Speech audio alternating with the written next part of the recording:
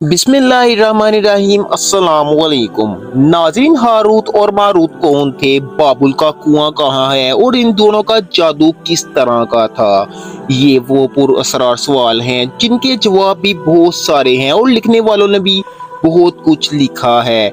लेकिन इन किस्से कहानियों में हकीकत को तलब करना गहरे समंदर से मोती निकालने के बराबर है।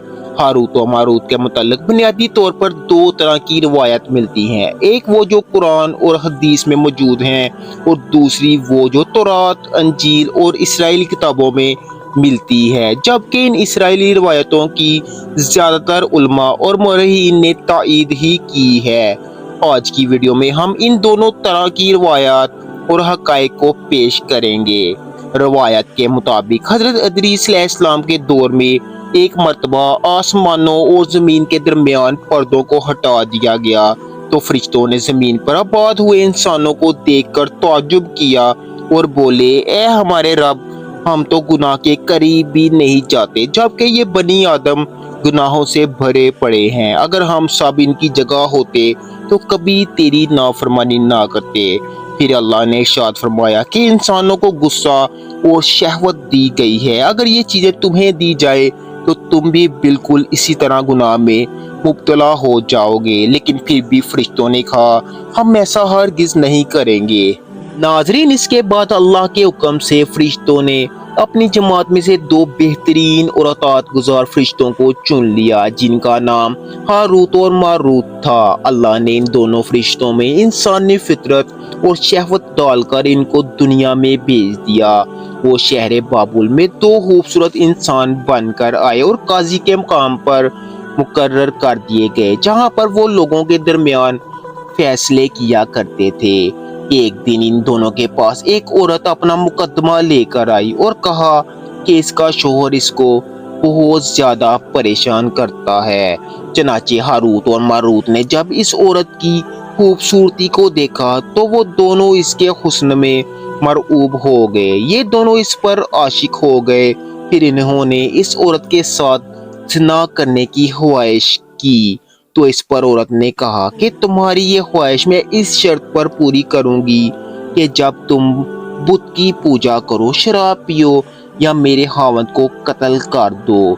इस पर हारूत और मारूत ने शराब को मामूली गुनाह समझकर पी लिया और नशे की मस्ती में तो और कबीरा गुनाह कर बैठे। नाज़रीन, इस औरत ने इन दोनों से आसमान पर चढ़ने का अमल भी सीख लिया, जिसके जरिया ये दोनों आसमान पर जाया करते थे। जब इस अमल से वो औरत आसमान पर गई तो अल्लाह के हुक्म से इस औरत को सितारे की शक्ल में बदल दिया गया। चूंकि इस औरत का नाम जोरा था, इसलिए इस सियारे को जोरा कहा जाने लगा, जिसको आज वीनस भी कहते हैं। नाजरीन, इस गुनाह में मुब्तला होने की वजह से ये नौबत आई कि हारूत और मारूत वो इसमें आज़म ही भूल गए, जिसको पढ़कर वो आसमान पर जाया करते थे और बतौर सजा इनको बाबुल के एक कुएं में उल्टा लटका दिया गया, जहां पर वो ता क़यामत यूं ही कैद रहेंगे। ये एक इसराइली रवायत है जिसे इमाम इब्ने किसर और फखरुद्दीन राजी जैसे मुफस्सिरीन ने गलत करार दिया है। हारूत और मारूत और बाबुल के कुएं के बारे में एक और रवायत बयान की जाती है, जिसके मुताबिक एक ज़माना ऐसा भी था जब शहर बाबुल रोए ज़मीन पर तहज़ीब व तमद्दुन का मरकज़ था। लोग बातिल खुदा की परस्तिश किया करते थे। ये लोग अपनी किस्मत को इसी से वाबस्ता समझते थे। ये इल्म नजूम और इल्म फल्कियात में बड़े माहिर थे। इनके बुतकदों में सितारों की पूजा की जाती थी। ये लोग जादू टोने को बहुत ज़्यादा अहमियत देते थे और इस इल्म के ज़रिए माशरे में खूब फसाद भी फैलाते थे।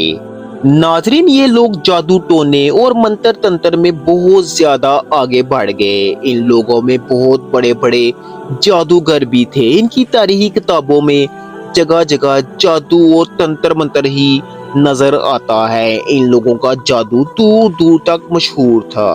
मुख्तसर ये कि इस शहर का बशिंदा होना ही जादूगर कहलाता था। जब हजरत सुलेमान अलैहिस्सलाम का दौर आया तो इन्होंने इन लोगों को इस अमल से रोका और इनकी तमाम जादू की किताबों को एक जगह जमा करके अपनी अजीम कुर्सी के नीचे दफन कर दिया ताकि इस फितने का जड़ से खात्मा हो जाए। लेकिन जब हजरत सुलेमान अलैहिस्सलाम की वफात हुई तो शैतान ने इन किताबों को दोबारा खोद कर निकाला और लोगों से कहा कि सुलेमान पैगंबर नहीं था बल्कि इन किताबों के जरिया हुकूमत किया करता था। लिहाजा हवा में उड़ना, जिन्नात पर काबू पाना और बाकी तमाम मामला दरअसल इसी जादू का अमल था।